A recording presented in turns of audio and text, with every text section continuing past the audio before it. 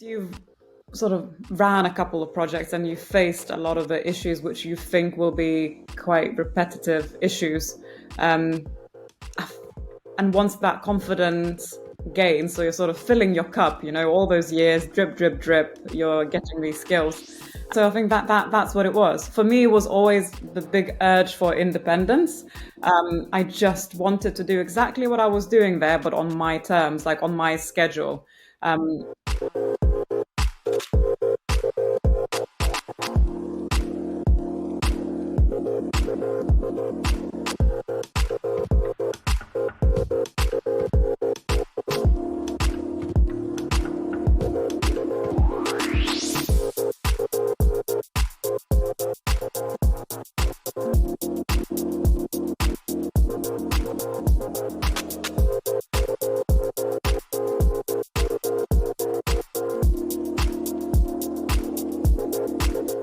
Hello, listeners and watchers. Welcome back to the SDR Disco Call Show.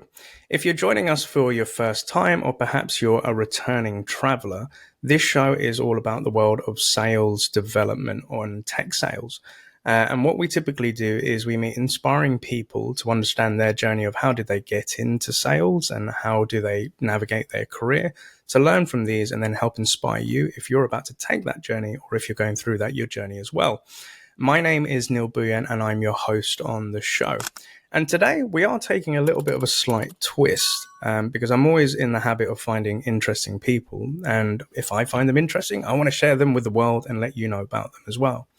And this lovely guest is somebody that I came across whilst at my new co-working space in Sutton, Surrey. So a shout out to Oru Space. And obviously being a freelancer myself, I'm surrounded by great entrepreneurial minds and other freelancers. And this lovely lady is somebody that I saw when I joined in. We got to talking over lunch and every now and then we're catching up with each other. And I thought, hey, do you know what? I need to get this person on my podcast. So guest, without further ado, could you please introduce yourself? Who are you? Hi, good morning, Neil. My name is Elle Bytautaite. Elle Bytautaite, thank you very much and welcome to the SDR Disco Call Show. Elle, could you tell us whereabouts in the world are you based and what is your business and what does it do? So I am an architect and the founder of Studio Elle, which is an architecture interior practice, and I am based in Surrey. Thank you very much. And for the idiot in the room, obviously with architecture and design, we can kind of get what it means. But what would you say in a simple way for an idiot like me? How would you dumb it down for me to understand what you actually do and how do you help people? So my studio specializes in primarily residential projects, and I help people create their beautiful, bespoke and tailor-made homes. I love that. So people come to you with their dream house or dream vision and you help put structure to it. Would I be correct in saying that? Yes, absolutely. My role is to educate them and to help them make the best decisions for their lifestyle and the vision that they have. Oh, I love that. Thank you so much. And now outside of, architecture and design, what kind of things interest you? What hobbies or passions do you have? My main hobby is cycling. So I am a seasoned road cyclist and I recently got into gravel and off-road. Ooh. So when I'm not in the studio, you'll probably find me somewhere in the Surrey lanes. I love that. I love that. I never would go on to that level. I used to be a BMXer, so I'm a lover of two wheels, and I used to ride motorcycles, so I know the passion about two wheels. But that's something new I've learned. Thank you very much. So, as a gentle reminder for our listeners and watchers, if you're listening to this in your local podcast platform such as Apple or Spotify, please make sure that you give us a rating and feel free to share Elle's episode if it's something that's inspired you to help inspire others. And equally, if you're watching this on our YouTube channel, please make sure that you like, comment, and subscribe down below. And if you've got any questions for Elle or myself, please put them down there as well. But what we typically do at this point of the show is we go to our lovely guest's LinkedIn profile to understand them a little bit more and understand their journey.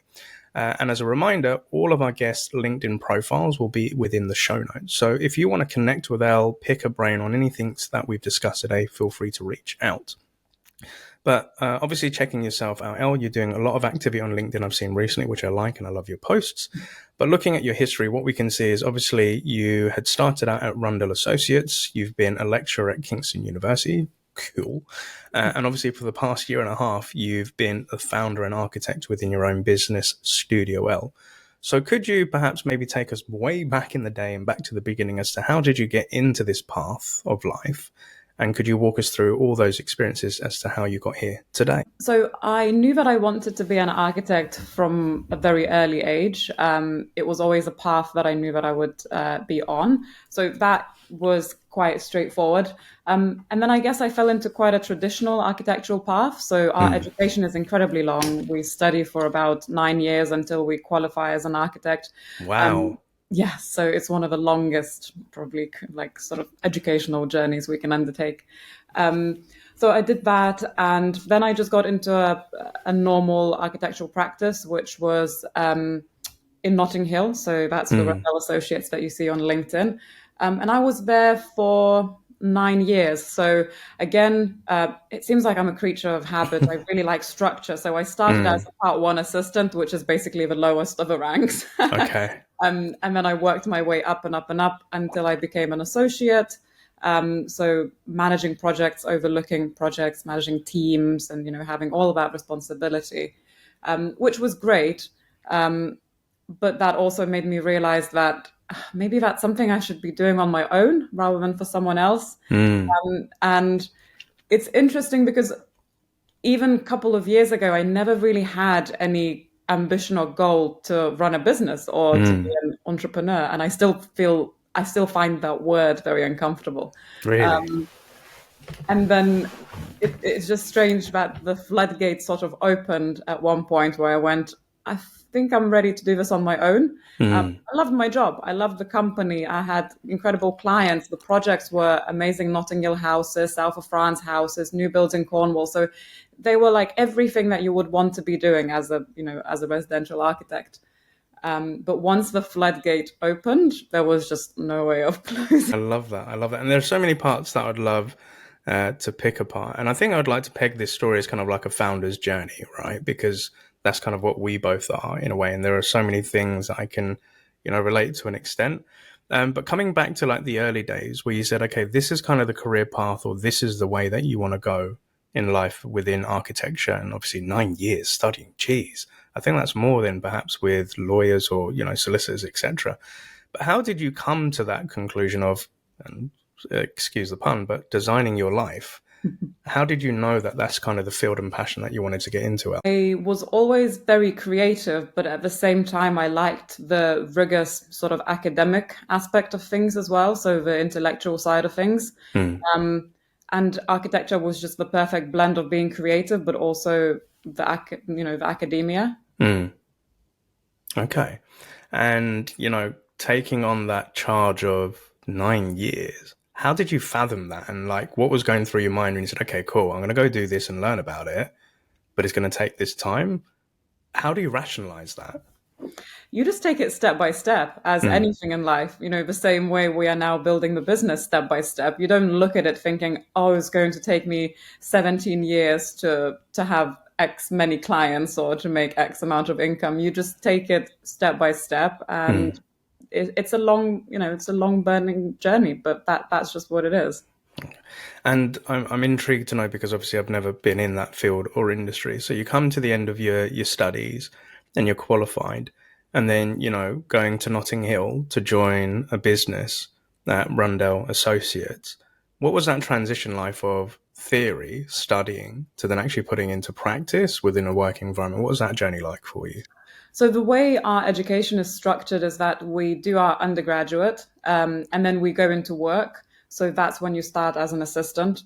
You do that for 1 or 2 years, and then you go back to do your master's, and then you go back to work, and then you go back to university. So actually you are always kind of working at the same time. And I chose the path where I needed to work. So actually, even through education, I was always in practice at the same time because, financial pressures, realities of life.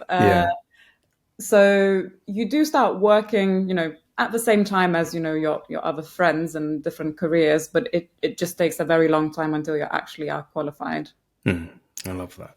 And what would you say were, whilst working within that business and, the parallels of studying as well as working, which I think is really great because it gives you the experience, but also to apply what you're learning within that business. But what would you say your key takeaways that you learned within that biz to, ultimately help you launch your own biz? Like, what were the key life lessons working in that industry to then help you come about thinking about building your own biz? I think everything you learn, everything you need to know professionally, and you develop personally, the confidence and the ambition to do those things. I know that some people sort of jump straight into starting businesses when they're very young, and maybe that's just something certain people have within them. As I said, I didn't have it in me. So having all those years of experience and, managing clients, having the conversations, writing the emails, having the issues, solving the problems, that was my way of building the confidence that was needed. I love that. And it's timely said that we're having this conversation because I was coaching somebody earlier this week, and I'm not going to mention any names because of privacy, but this person is somebody who's, relatively younger and they're working within a great business, but they've got this hunger and they've already done it to launch a side hustle, and it's within a creative space. And when talking to them, their side hustle has only been around for 2 months, but they're now starting to get this lull with their current 9 to 5, and they just want to kind of let go of it and just go full hog into their new biz. And kind of the advice that I had for this person was, I know that feeling, but I kind of said it as, you're currently in a place where you're able to learn and test and learn all the skills that you need to really do this thing on your own. And if you can do both, great. Because here's kind of university of building business while working in a business that's already established to then help you learn. But we kind of go through this honeymoon period when we launch a biz. We're like, okay, we've launched that, we've got a name, we've got business, we've got potential clients coming along, and doing a 9 to 5 just bores the hell out of me when I wake up in the morning. I don't want to do that shit anymore. I just want to go do my stuff. And I think what you've said is, learning those emails, learning those conversations, learning how to do this sort of stuff can help you do it on your own. So I'm really curious to know what was the catalyst, like after working all those years within there, to say, right, now I'm ready to go do my own biz? What was that? What was that changing moment? I think once you've sort of ran a couple of projects and you've faced a lot of the issues which you think will be quite repetitive issues, and once that confidence gains, so you're sort of filling your cup, all those years, drip, drip, drip, you're getting these skills. And at a certain point, I think that cup is full where you go, I think I could just, I think I could do this, without other people overlooking. So I think that's what it was. For me, it was always the big urge for independence. I just wanted to do exactly what I was doing there, but on my terms, like on my schedule. I lived a commuting lifestyle. So, 3 hours a day minimum on trains, Wow. from Surrey to Notting Hill. And I think all of that just takes toll. Also, lockdown obviously showed all of us that there is life outside the standard office walls, which wasn't a concept before. And everyone was, no one had any notion of life could be something else than. So I think it was the perfect storm of like the confidence, the new way of life, and the urge for independence that added up for me. I love that. And I can definitely relate in terms of, as you said, like on your terms. Can you do this stuff, but you want to do it on like your schedule, the way you want to do it and run it. And I also agreed, like the pandemic and lockdown gave us a lot of time to reflect and give us perspective as to, do we want to still be doing this stuff all of our life, or is there another way of doing this? And yeah, the commute 3 hours, geez, like, back to back, that's a toll on itself. And I think, I kind of, when I did this, like 6 years back of making the leap of launching HappySelling, I remember working in a tech company and I was really happy in the role. I loved the company, loved my colleagues, loved all the business. But this was a funny thing. I remember once we was in our quarterly business review, end of year review, and they're talking about the financials, the company growth, where the company's going. And I just see like on a couple of slides, all the millions that this company was making and that we as a team were helping them to benefit. But the weirdest thought came into my head, Elle. I was like, we're making them millions, but I only get a couple of £100 or £1,000 like in a salary. I was like, this doesn't make sense. And it's kind of that idea of, when somebody like myself, who's renting, in essence, I'm paying somebody else's mortgage, an asset. I'm like, could I not do that for myself? And to your point, going through a couple of projects. So my job back then was to onboard customers, get them live on the software and give them like training. And you face difficult people. You face projects that stall. You have, objections coming up. You've got software that doesn't switch on when it's supposed to switch on. And you have to deal with a lot of obstacles. But the more you do it over and over and over again, you then start thinking to yourself, maybe I could, do this for myself. And kind of what came about with me, Elle, was that was my job with customers. But what customers started doing was, Neil, we love the software. That's cool. How would you do this sales technique? Because our solution was selling to salespeople. How would you do this sales strategy? How would you write a cold email and stuff like that? And I'd be like, Elle, I don't get paid for that, but I'm happy to help you. But because it kept happening over and over and over and over again with every customer that we was implementing with, it then tweaked into maybe I could get paid for this, and making that leap. And coming to back to yourself. So obviously you've launched, your business. What was that feeling like when you said, okay, I am going to do this on my own. I've registered my company. What happened then? Like, what was going through your mind, and like, how did you handle it? It was really scary. I'm not going to lie. It's a very, very scary step. And even before the moment where, you've registered a company and, it's your last day of work and you go, okay, so what happens now? I'm sure that happened to everyone who has launched a business. Yeah. There is so much soul searching that goes behind the closed doors before you even hand in that resignation letter. There's so much self-doubt. There's so many questions. You try to plan the future. What happens in the worst case scenario? Who pays the mortgage? What happens? Is this a death sentence to my career? It gets very dramatic sometimes in your head, right? So it was really important to find the right people to talk to until you're blue in the face and you've uncovered all those worst case scenarios to go, actually, the worst that will happen, you will just go and find another job. So. And then you go, okay, so actually it's not that bad. It's not that bad.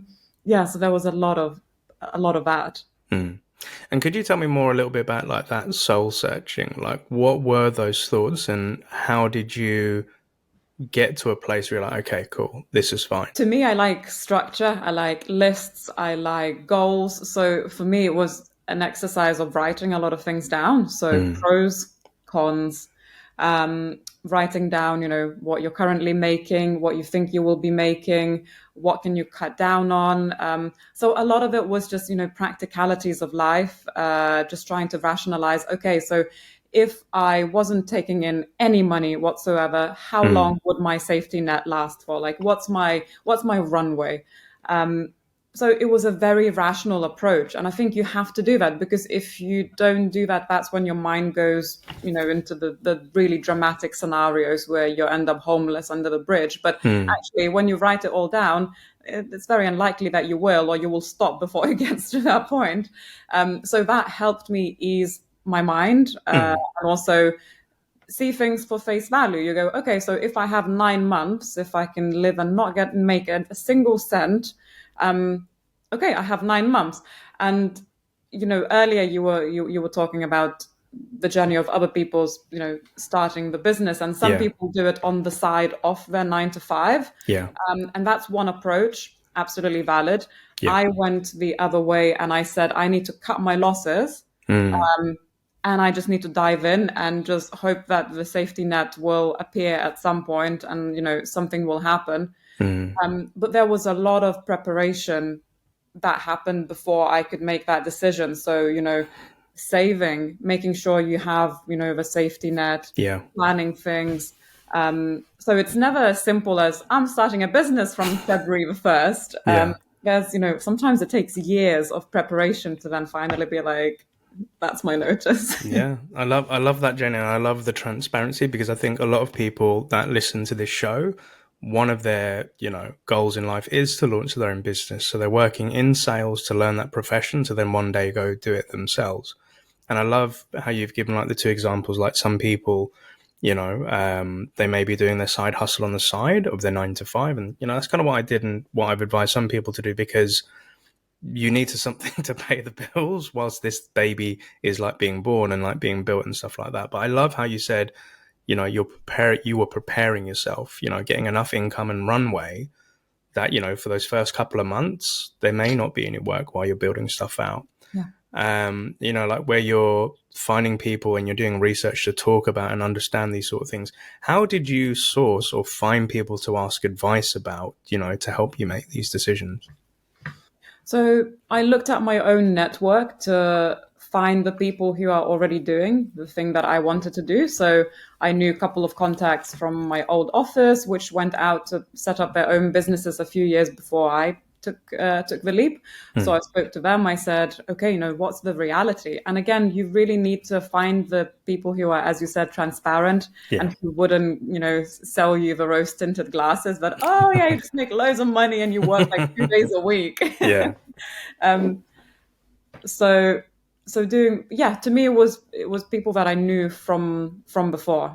And also podcasts. I mean, I actually really enjoyed listening to podcasts, and I scouted a couple that I found inspiring, and I just kept listening to them on the way to work, maximizing my commuting hours and doing a lot of reading, books about building businesses and, the confidence and everything else that goes alongside it. I love that. So, like doing your due diligence. And I think, again, similar to like I said to this person, you were being paid for a role in a job like within Rendell, but whilst you're in your commute, you were taking that extra time to listen and study, so that because you knew at one point, right, you're going to end with them and you're going to be doing this yourself. I think that's really important. So what I was saying to this person is you're getting paid to learn. In other words, you can study whilst you've got your job. So do that to enrich yourself. I'm curious to know, like, when you handed in that resignation with your full-time job, what were you feeling? How did you communicate it? And once the deed was done, how did Elle feel about that? I think, again, there was so much that happened before the moment of handing in the notice in your own head, and how your mind transitions to such a big decision. So to me, it was more the moment when I decided that I'm going to hand in the notice. That was a huge relief to go, okay, I made the decision now, all that labor of like mental intensity and the mental labor behind the scenes is finished. But before that, as I said, it was incredibly scary. It's a huge, huge decision. It wasn't, I didn't go into it being overly optimistic. I'm a realist, so I can weigh up the options and make the right decision. But at no point I thought that, oh, this is great. My life now is going to be so easy. I knew that it's going to be hard. Yeah. But I also wanted the pros and cons to be slightly different, of running your own business versus working for someone else. So yes, handing in the notice was a relief that, okay, I made my decision and now I'm just going to commit to it and go for it. I love that. So, you've handed in the resignation. You're now officially a business owner and a founder. What was it like? So like this has been going for a year and a half and a bit. What was it like, the initial stages of setting up your name, setting up your brand, and, planning like websites? So obviously somebody who's designed by life, how are you building all of this, and what were the initial thoughts, and what would you feel if somebody's in a similar position to you, thinking, right, I'm going to go launch it now day one? What were those first couple of months like, and what were you doing, what were you building, and what was you thinking, Elle? So I think that's a very big subject, because that everything that you mentioned, creating a name, creating a brand identity, your aesthetics, is basically your shop window. That's exactly what people will see when they Google the name or they Google the service that you're providing or what you're selling. So that to me was really, really important. And I took a lot of time to make sure that it reflected my personal values, my professional values. And it was also quite aspirational. So I wanted to create something that I knew the studio can evolve into. And it took a lot of careful planning, again, going through various iterations of, creating the website. You do one iteration and you go, yeah, it looks good, but actually it's not quite what I have in my head. Yeah. And then you need to go back and like redo things and then redo things. And then I found that developing my sort of the brand, it's an ongoing journey. And I'm still doing that now, because as my confidence grows, then I have to feed that back into, my messaging and my visuals and how do I appear? How do I sell myself? It's a long burning game, I think. Yeah, 100%. I totally agree. Like when I launched HappySelling, it looked completely different using Canva templates and all of that. And you're trying to find yourself. And I think what I found really difficult was detaching Neil and the company name and brand, because it was kind of a mesh, because I didn't really know how to present my shop window. But I think if anybody saw the original shop windows, it looked like a charity shop. It was just an eclectic mix of different stuff going down.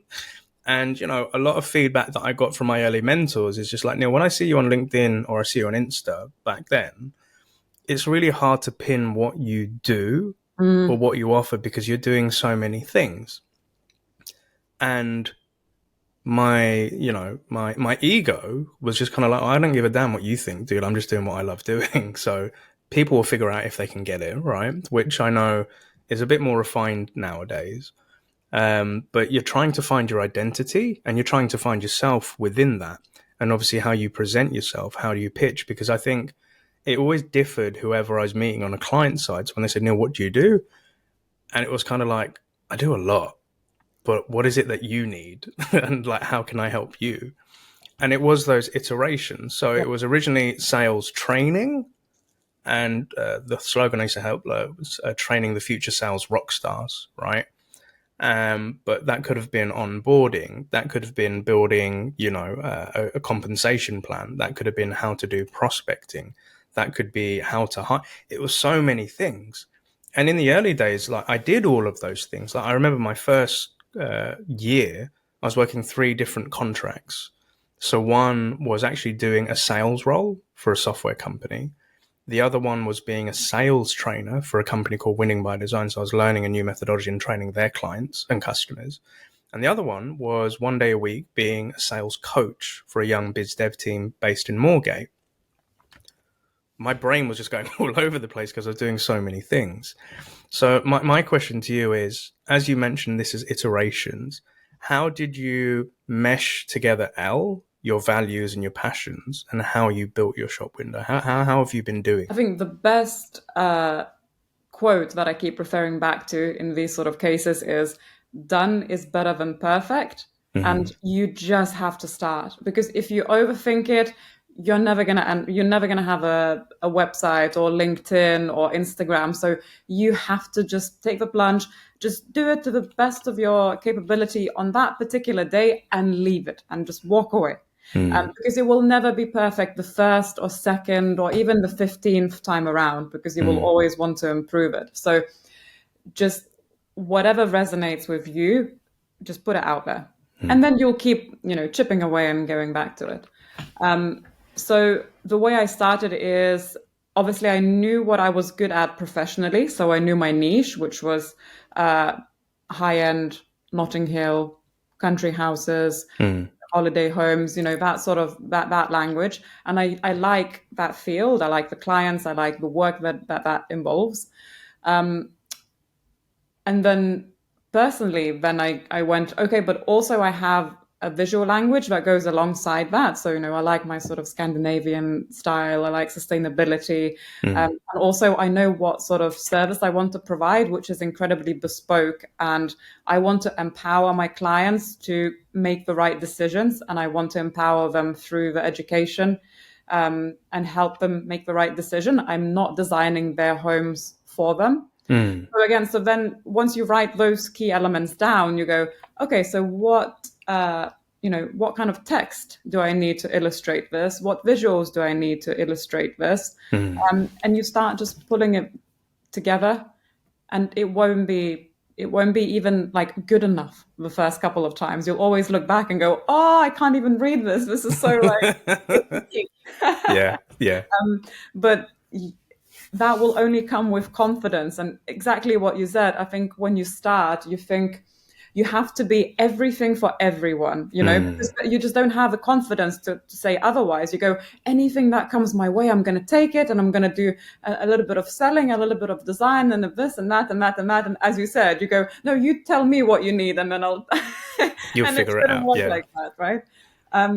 But don't be hard on yourself, because there is no other way. You can't, to start anything, you need to be really bad at it first, and only then you improve. Same as with, sport is a good example. Yeah. Any new hobby, any sport, you're going to be rubbish when you start. Yeah. But that's the baseline. And then you get better and more strategic. It will be the same with the business. It only comes with time, confidence, knowledge, and experience. I love that, eloquently put, and I've learned a lot within that, and I can relate to a lot in that. And I think, it doesn't have to be polished, it doesn't have to be perfect. And to, to your point, there are a lot of things that I look back on in terms of content I've created, or posts or videos, and I cringe. I'm like, oh my God, no, what the hell were you doing? What were you thinking? But equally, I'm proud that I started at that point. And it's kind of like an example, like when it comes to social and posting, etc., and like promoting your brand. I put it akin to like a newly designed house, right? So on Instagram or whatever social media platform, people don't really care about the end product too much. It's great to see a mansion, a house built with all the lights and everything. Okay, it looks nice. But what's more interesting for people is, what did the property look like at ground zero?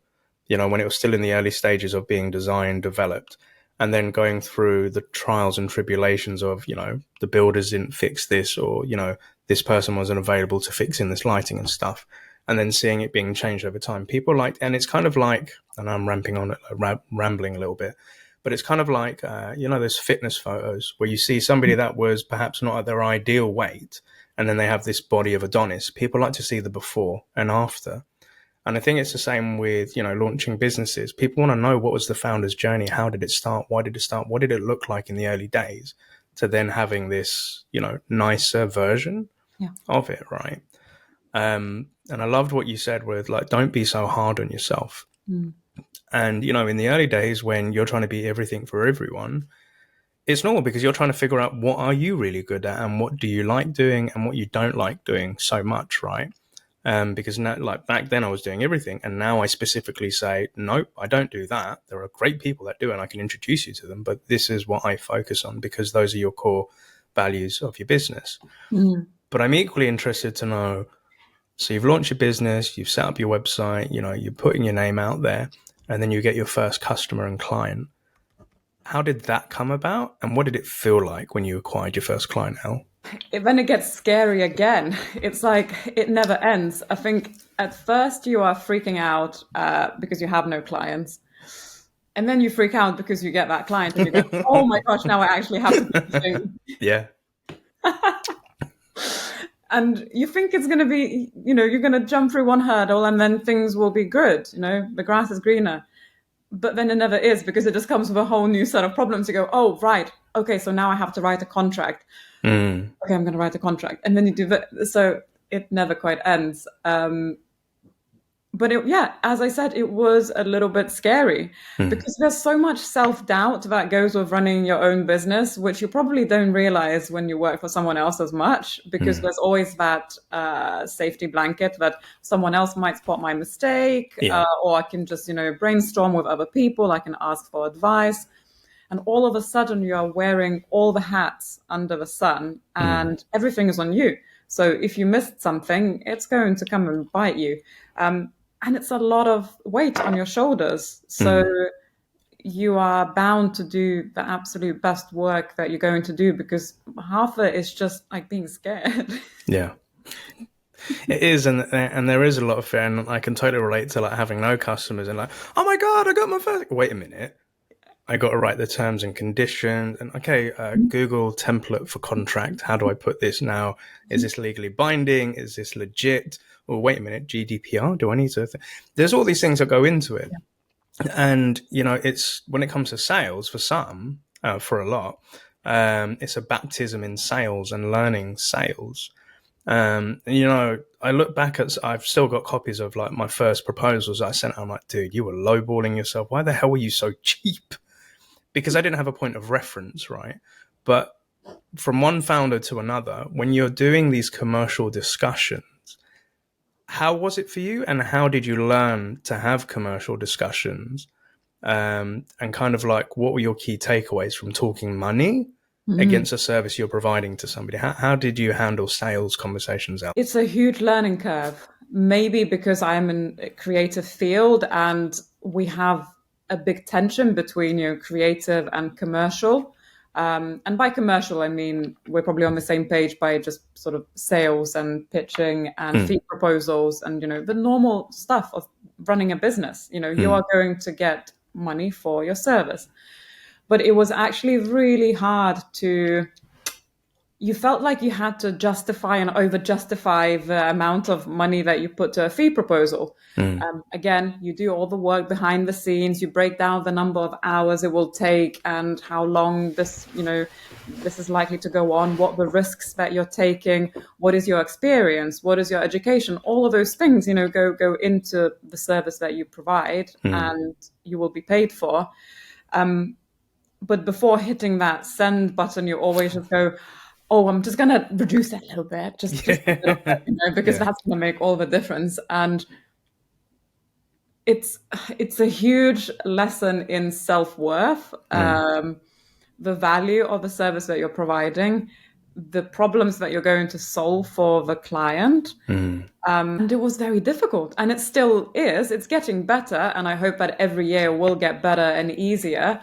It was interesting to talk to other, founders to see how they approach it. And it seems like you do get more comfortable and confident with time.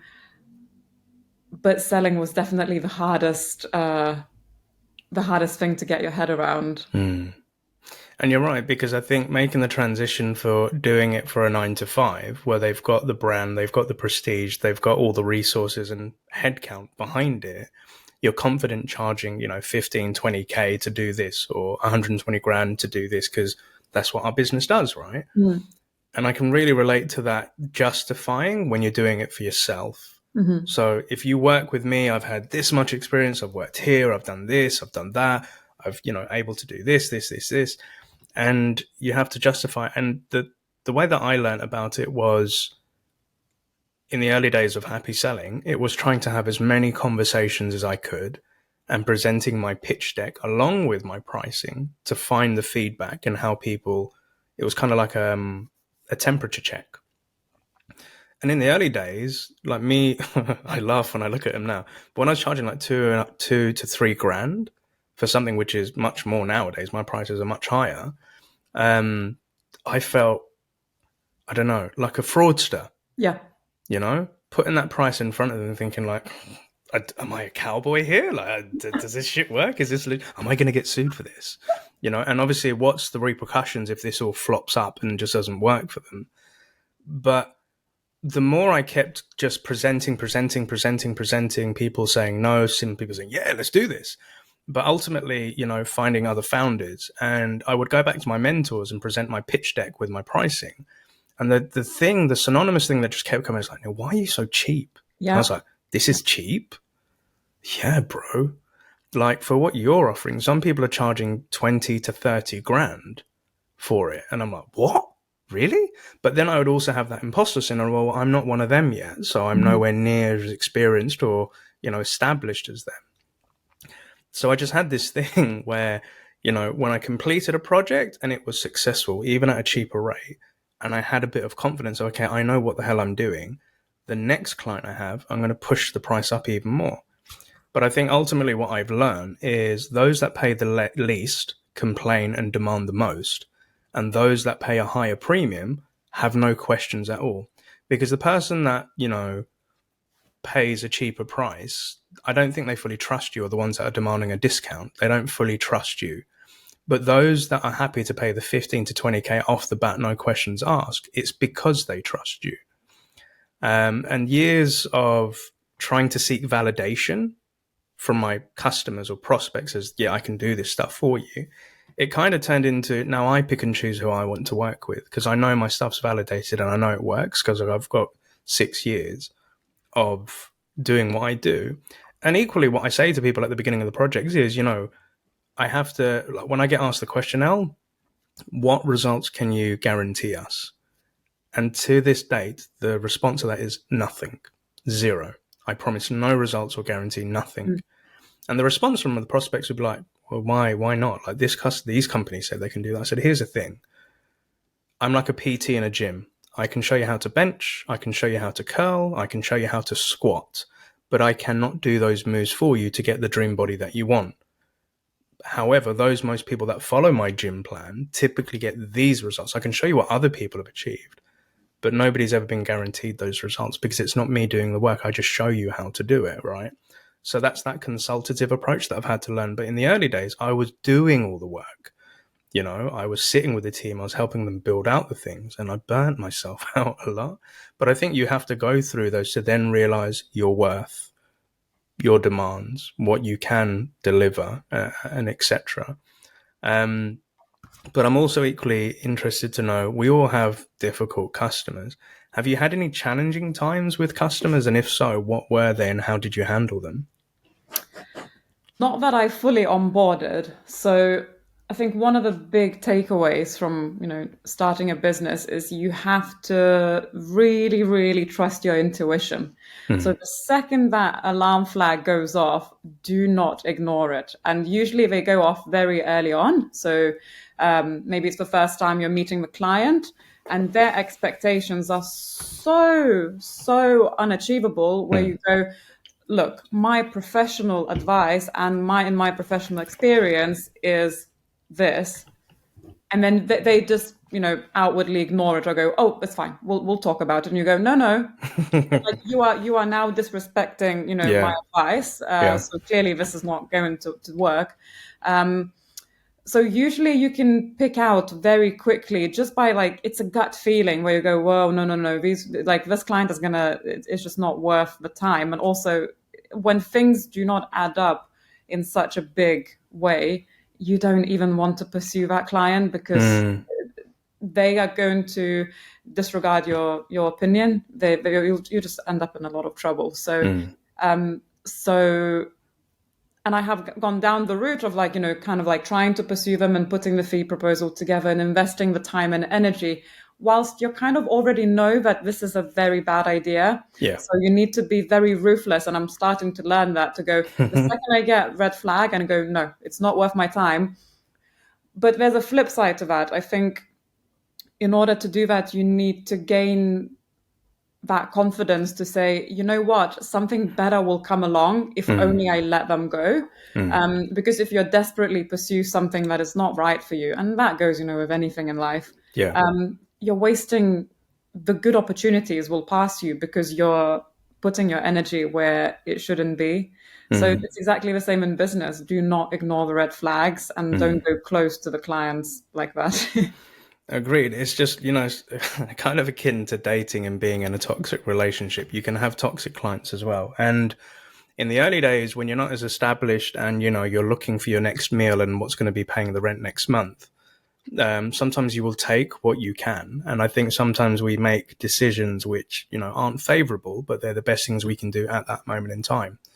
But yes, I've learned the red flags of people that I know that are going to be difficult. So, if I'm going through a sales cycle and they're just being really difficult by being late to the meetings or the discovery calls, or if we have a mutual plan of you get this ready and I'll get this ready and we'll do this, and if that doesn't come to fruition, I then ask myself the question, if it's so difficult to work with you before we've even signed a contract, hell, bro, I'd rather respectfully part ways. But I think, thinking back to myself in the early years, taking on my initial clients, I encountered a lot of friction and resistance. So, where the reason why I got into this, I wanted to work a 4-day week. And for 2 reasons. One was I wanted that extra day to do whatever I wanted, whether it be my son, go to the gym, work on some music, or just, do nothing, right? And I also wanted to let go of the rat race and employee mindset So that's why I wanted to work 4 days a week. And that used to pee off a lot of my early clients, because I'd get questions like, well, our team needs support Monday to Friday. Why can't you work 5 days per week rather than 4 on our contract?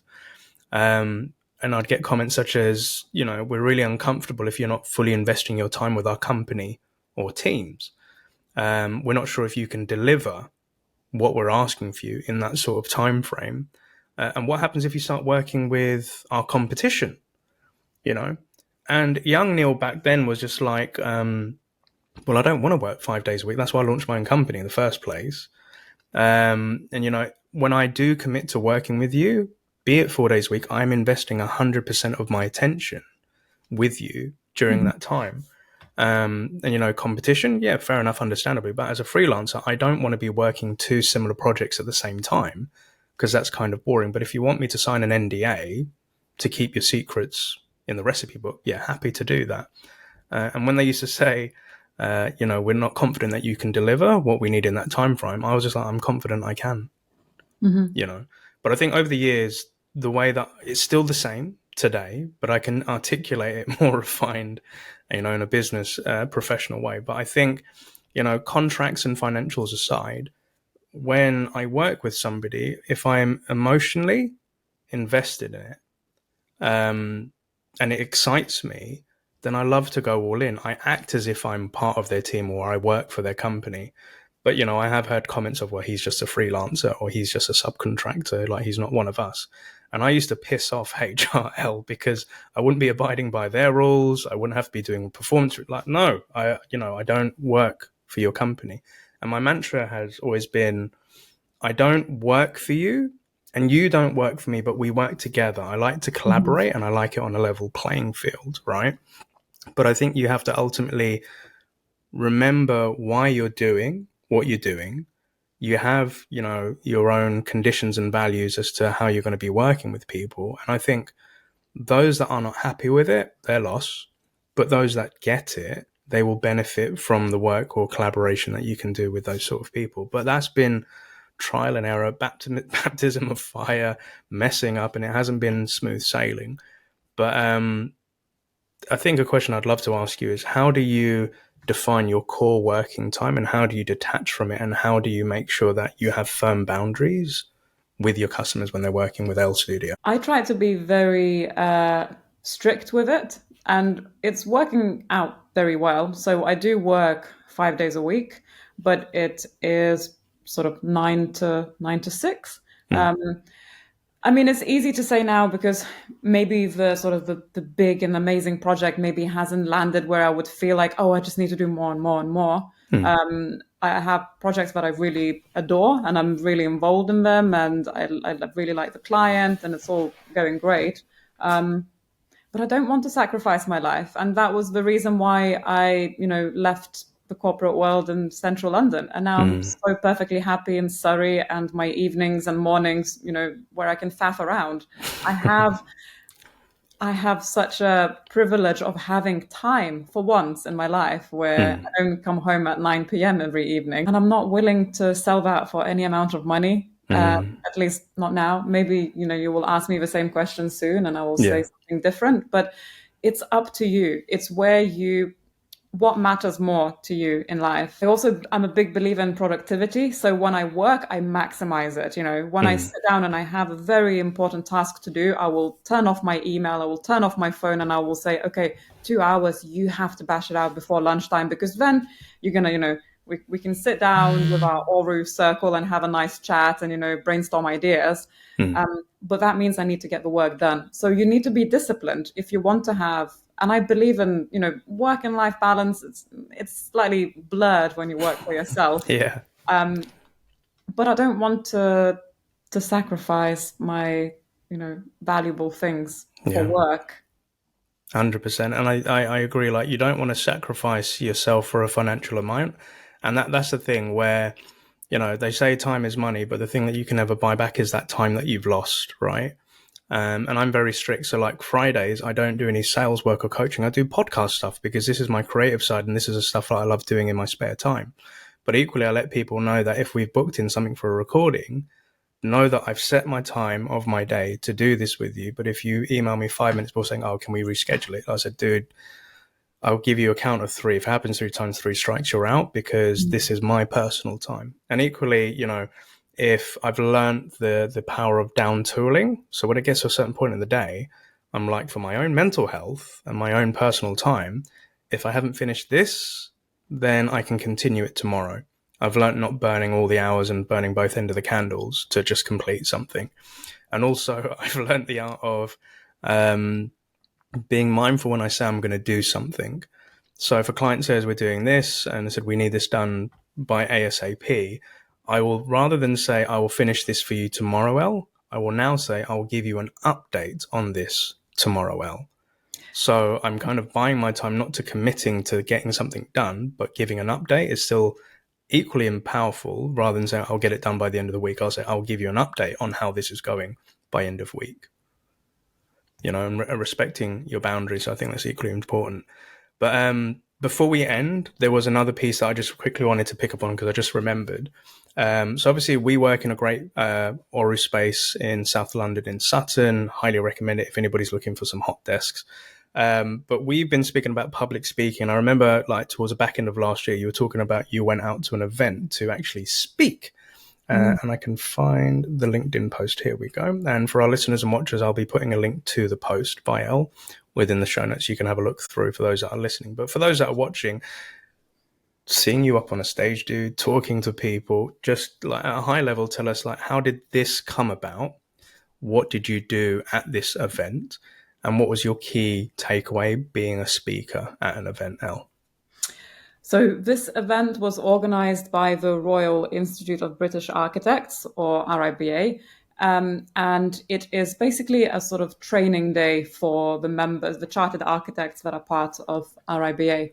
And they throw that once a year. They invite a whole range of speakers. There's usually an overarching topic for the day. So that day it was aimed at solopreneurs, I never know how to pronounce it, and small and basically startups within architecture.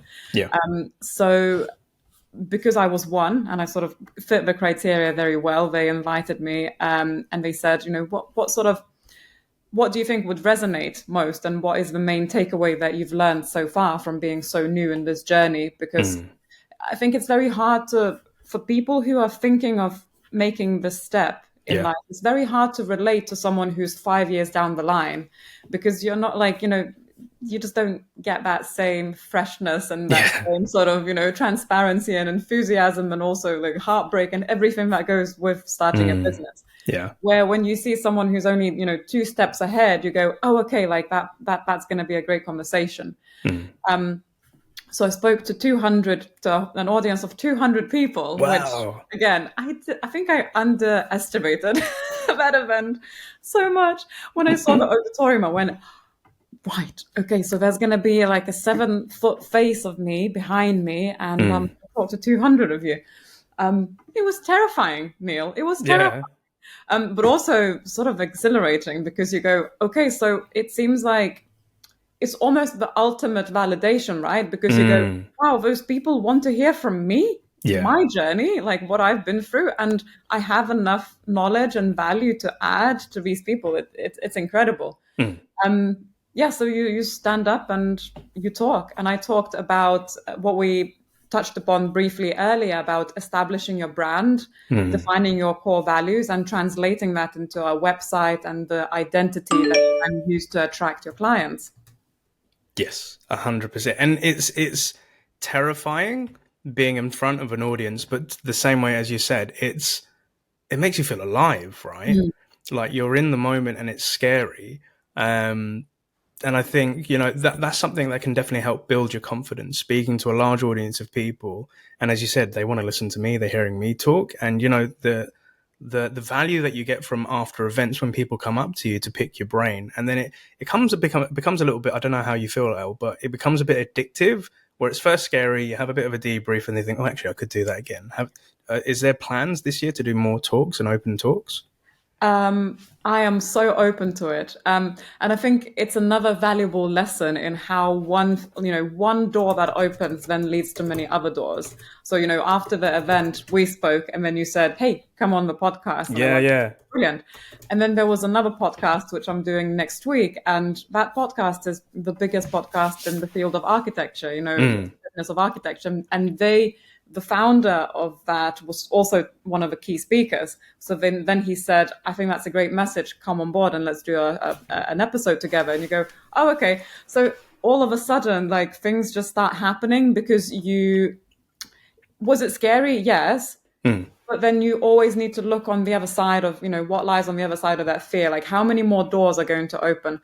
How many people will engage with you? There were so many people that reached out after the event, which was incredible. Just, people that are just starting their businesses or thinking of starting and saying, I really liked what you said. And, it was inspiring and, just wholesome. And you go, this is amazing. The fact that we can do this. It's really good. I love that. So just tackle the fear and go for it. Just do it, right? And again, with our show, we never really know who's listening or watching, but I'd love to help you out and put it out to the universe. If anybody's listening in, Elle, and you think, right, I would love to talk about this, or I'd love to do these events, or, get me as like Elle, like what events or talks would you like to do if anybody's out there listening? What would be your ideal sort of talk? I love just sharing the journey of starting a business. So again, anyone who's thinking of starting any events that are aimed at the audience of starting a business. I love also empowering and encouraging women, especially in construction. It's such a male-dominated field, so and there's a certain amount of confidence and mindset that goes with it. I'm also involved in education, and I teach and I'm a lecturer. So also young people who are just, it doesn't necessarily have to be creative or in architecture, but just sort of showing people, your journey. You come from X background and then you end up there.